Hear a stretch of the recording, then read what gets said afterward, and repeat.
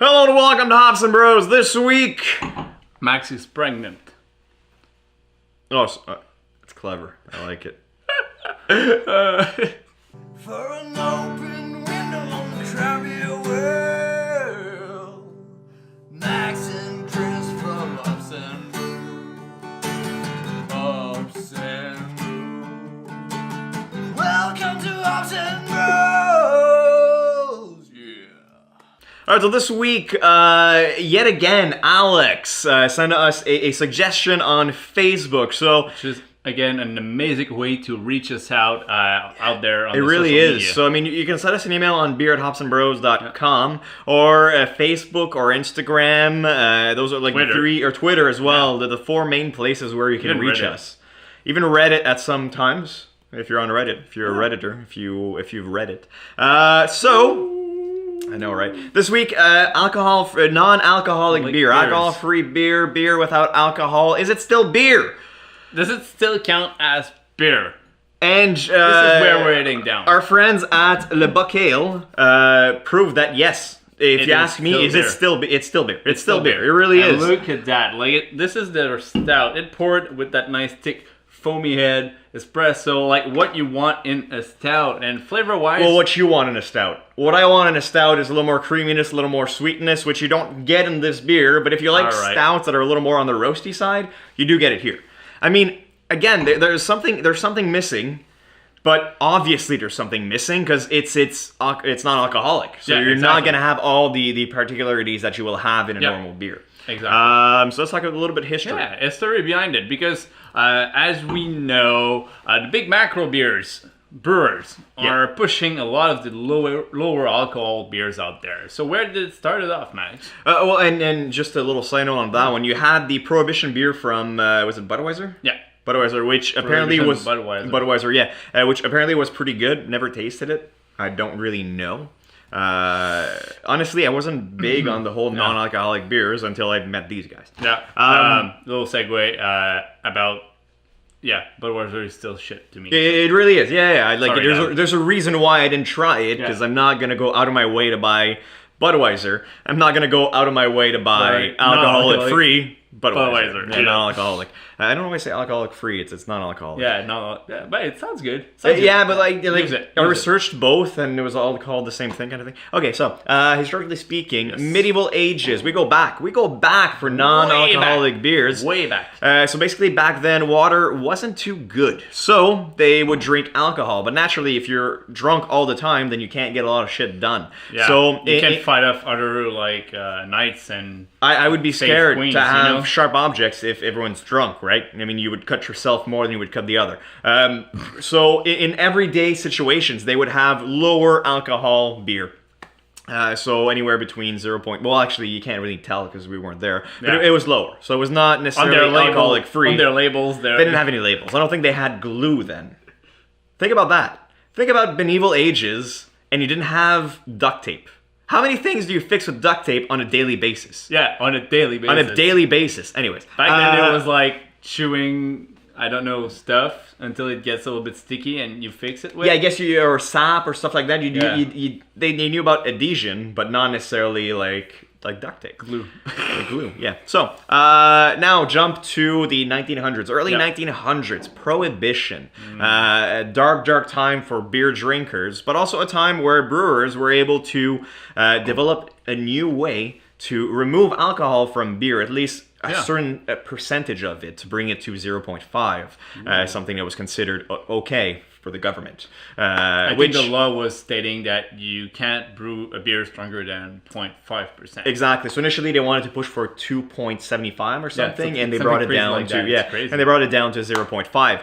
Super interesting because brewers didn't necessarily thrive there, but they were able to stay in business by just adding one little step to the brewing process, which Chris is going to talk to us a little later about. A little later. Anyway, so after The science 1933, you would think, oh well, now people are just they want to get hammered, so they're going to go back to like higher alcoholic beer.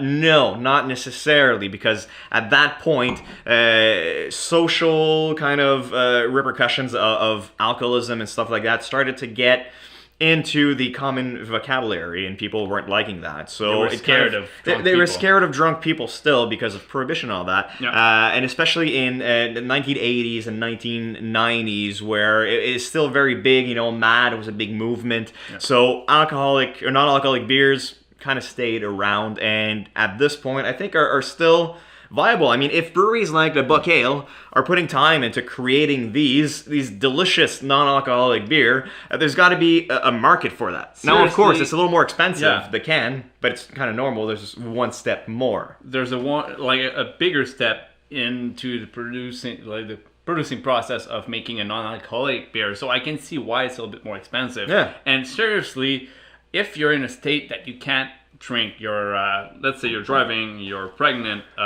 you're on medications, and you still want to enjoy good beers with your friend, this is a really, really good option for just someone that doesn't want to get hammered. Yeah. And I think it's something breweries should take into consideration. Yeah. It's part of the responsibility as brewers, I think, to educate people about alcohol, but also to drive people into drinking better, but drinking less. Yeah, exactly. And this is exactly that, right? You can drink better even without getting hammered. So Exactly. So Chris, what's the process? I'm actually really, really curious. it's basically any beer styles fits to be a non-alcoholic beer, but Okay. stronger styles like stouts are really keen to do a nice, full-bodied, flavorful non-alcoholic beer because, of course, in the fermentation process, this is where you get all the alcohol in your beer. But having stronger malts in your beer, those sugars are mostly all fermentables. But in stronger malts or darker malts, you get a little bit more of dextrin, which is a non-fermentable sugar that you can put in your beer, which is a great way to kind of like pump up the body on your beer. Okay. Because it won't get fermented and it won't create alcohol after a while. So this is a really good... So it's a non-fermentable sugar? Yeah, exactly. Dextrin. Okay. So it's But how do you get dextrin? You have to add it? you can add some, but Okay. some malts have a good concentration of dextrin in them. Okay, so you still have a little bit of fermentable sugars, but you also have a lot Exactly. more of non-fermentable sugars. Exactly. But that way you can retain in your mash a higher temperature for a longer time, so it extracts a bit more of that dextrin. Okay. Then you cool down, you do the boiling process, you add your hops, it away, and then put it on the fermenter. So beer ferments for 2 weeks, it's ready, but it has alcohol in there. You Yeah. want to get rid of that. So the way it works, you need to not boil, but eat off that beer to evaporate alcohol out of it. So of course, you'll lose some water, but you'll lose the alcohol. Science fact, alcohol will evaporate faster than water or than Yeah. other liquids. So that's Exactly. why if you add heat, then the alcohol is going to be the first thing or one of the first things to leave. Yeah. But naturally, when you boil beer, especially at that point, you're going to create some off flavors. You're going to create something that you don't necessarily want. So you got to Exactly. find ways around that. That's why it's hard to brew a good non-alcoholic IPA. And that's why I'm really surprised that this guy here made its way out there and Well, have you been ever so tried popular. other non-alcoholic IPAs? No. Me It's either. seriously one of the first one, but it's I- the first one, and I was pleasantly surprised, but I've got Exactly. nothing to base myself on. Exactly. So I think it's a good way to get started, just to get to know them. Because I've tried other non-alcoholic beers when I was on my, I did a 1 week without alcohol. So you went with non-alcoholic beer. Yeah, I drank That's really non-alcoholic beer interesting. all week long. So it's not, I guess it's not, A little bit like vaping when you're a smoker. yeah, it's still smoking. It's still smoking, but All right. It's just that my non-alcoholic beer won't blow up in my face. You Yeah. know, like it could, because that segues that homebrewers can still find some non-alcoholic kits out there. okay. Those can be dangerous because what happens is that you need to have those nice bubbles. You need to add carbonation to your beer, so you add sugars and yeast to it. That's why a non-alcoholic beer is never 100% zero. Oh yeah, 100% exactly. zero. It's got to be a little bit because it Exactly. does have to create some CO2 in the So bottle. Or priming sugars will add from 0.5% to 0.25 to 0.5% to your beer. okay. Always, because otherwise you'll lose all the carbonation So- and it'll just have a flat non-alcoholic Technically, drink. you could get drunk off of these.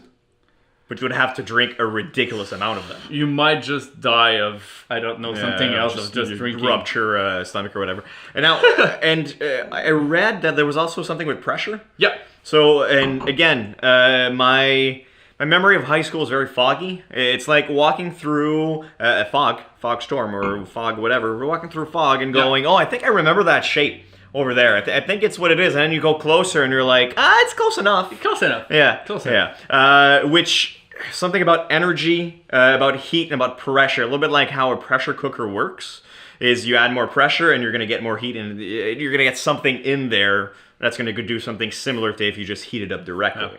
I think it works kind of the way of distillation. So you need to extract like alcohol and a part of the water from the beer to distill alcohol from it. So you're left with your non-alcoholic product at the end. I think might work that way. That's why probably, I think my reverse osmosis method works with what you're talking about. Because again, very foggy. Or one could say hazy. Ooh, beer term. Yeah. Get it in ya, you know. I'm sorry, I can't stop myself. He's the A's god. He is the A's guy, man. Which, nothing against it. I love a hazy beer. Yeah. And he's the one who teaches me the most about hazy beers out there. Yeah, so he's the teacher. Yeah. So he's the guru. Yeah, it's the A's guru. His guru. Oof. That sounds like a weird god, like a demigod of some sort in a H.P. Lovecraft novel, you know. Haze Guru instead of Cthulhu. With Cthulhu and yeah, something exactly. like that. It's Cthulhu's like brother, Haze Guru. Do you know he follows? A little more chill. Yeah. He likes to drink beer and smoke pot, kind of thing. Yeah, but Cthulhu follows us on Twitter. Do you know? Really? That? Yeah. I had no idea because of the Blood of Cthulhu that we did a couple weeks ago. Yeah. Nice. Well, many weeks ago. Cool. So that's pretty much it. Awesome. I really look forward for a little bit more non-alcoholic beers. Why? Because I think it's a good message. Of course, during I think it's no beer, no alcohol January. Yeah. Or a dry February or a dry October. There was there's like 8 months in the whole year where people don't want to drink. Dry October. Dry October. Dry January. It was October. Sober October, sorry. Sober October. Shout out to Bert Kreischer. Hopefully you're watching the show. Probably not. And just big fan. If you're watching, I'm a very big fan. And I would love if we could get on your podcast, or we'd love to have you here on the show even more. Would be great.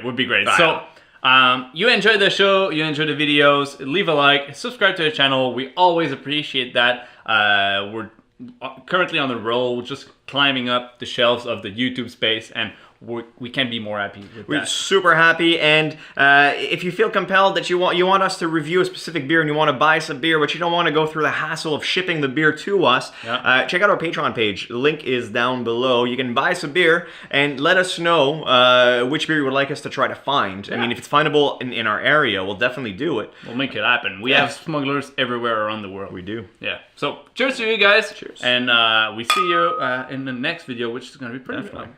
What awesome video. I think so. Yeah, I heard about that. Someone told me about it, but I forgot who told me that. That's probably you.